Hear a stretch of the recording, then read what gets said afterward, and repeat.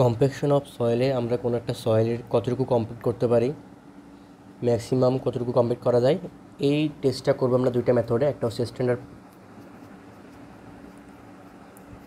Proctor test, একটা হচ্ছে modify standard proctor test. হ্যাঁ, ফার্স্টে আমি যদি স্ট্যান্ডার্ড প্রক্টর চিন্তা করি, এটা হয় কীভাবে? আমার একটা জানা ভলিউমের কোডার মধ্যে আমি মাটি নিয়ে আমি যদি এখানে প্রেশার ক্রিয়েট করি, চাপ দিয়ে কম্প্যাক্ট করি, যেহেতু ভলিউমটা জানা আছে এবং এই মাটির ওয়েটটা আমি বের করতে পারলে তার যেই ইউনিট ওয়েটটা সেটা আমরা বের করতে পারবো।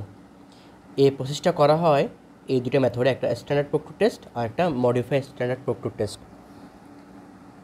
তাহলে এখানে যেটা করতে হবে, soil is compacted in a mould that has, এই যে মোল্ড করলাম না, এই মোল্ডের কিছু বৈশিষ্ট্য আছে। এর ভলিউম দেওয়া আছে 130 ফিট কিউব, এটার ভলিউম দেওয়া আছে 1/30 ফিট কিউব এটার ভলিউম, এবং এই যে ডায়ামিটার আছে না, এই ডায়ামিটারটা দেওয়া আছে 4 ইঞ্চ। তাহলে এটা আমি ভলিউমটা পেয়ে গেলাম। এখন এরপর করবে কি, আনুমানিক 3 কেজি পরিমাণ সয়েল নিয়ে আমি সেখানে বিভিন্ন ধরনের ময়েশ্চার দিয়ে একটা মেটেরিয়াল তৈরি করব। এই মেটেরিয়ালকে এখানে পরপর 3টা লেয়ারে দিব। প্রথম লেয়ার দেওয়ার পর 15টা ব্লো দিব, মানে একটা হ্যামার থাকবে, এরকম একটা হ্যামার আছে যেটা এর ভিতরে থাকে। এখানে আমি কী করব, 25টা ব্লো দিব একটা লেয়ারে। এরকম কয়টা লেয়ার দিব? 3টা লেয়ার দেওয়ার পরে প্রত্যেক লেয়ারে 25 করে ব্লো দিব। এখন এই যে ব্লো দিচ্ছে হ্যামার, এই হ্যামারের একটা ওয়েট আছে। এই হ্যামারের ওয়েট হচ্ছে 5.5 পাউন্ড, এবং ড্রপ করতেছি 12 ইঞ্চি উপর থেকে, 12 ইঞ্চি উপর থেকে ড্রপ করতেছি। ড্রপ করার পর এখানে যে বাকি অংশটা থাকবে উপরে, এই মোল্ডের বাকি অংশটা, এটা আমরা একটা অংশ দিয়ে কেটে নিয়ে নিব।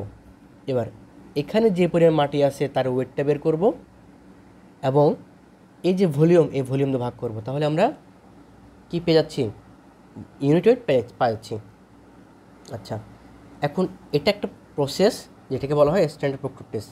মডিফাইয়ের ক্ষেত্রে যে কাজটা করা হয়, মডিফাইয়ের ক্ষেত্রে শুধুমাত্র লেয়ার বেড়ে যায়, 3টার পরিবর্তে 5টা লেয়ার হবে। হ্যামারের যে মাসটা আছে সেটা আগে যেমন ছিল 5.5 পাউন্ড, সেটা হয়ে যাবে 10 পাউন্ড বা 10 এলবি। এবং আগে আমরা ড্রপ করতাম 12 ইঞ্চি উপর থেকে, এখন ড্রপ করবো 18 ইঞ্চি উপর থেকে। এটা হচ্ছে জাস্ট পার্থক্য, প্রসেসটা সেম। ফার্স্টে এখানে মাটি দিব 3 লেয়ারে, পার লেয়ারে 25টা করে ব্লাউজ দিব। তারপরে কমপ্লিট হয়ে গেলে আমরা এটার ভিতরে মাটিটার সেলফ ওয়েট নিব, এবং যে ভলিউমটা আছে সেই ভলিউম দিয়ে ভাগ করে দেব। এখানে একটা ফর্মুলা আছে, যে ফর্মুলার মাধ্যমে আমরা বুঝতে পারি কতটুকু এনার্জি আসলে আমরা দিছি। ফর্মুলাটা হচ্ছে এটা, effect of compaction effort, number of blow per layer.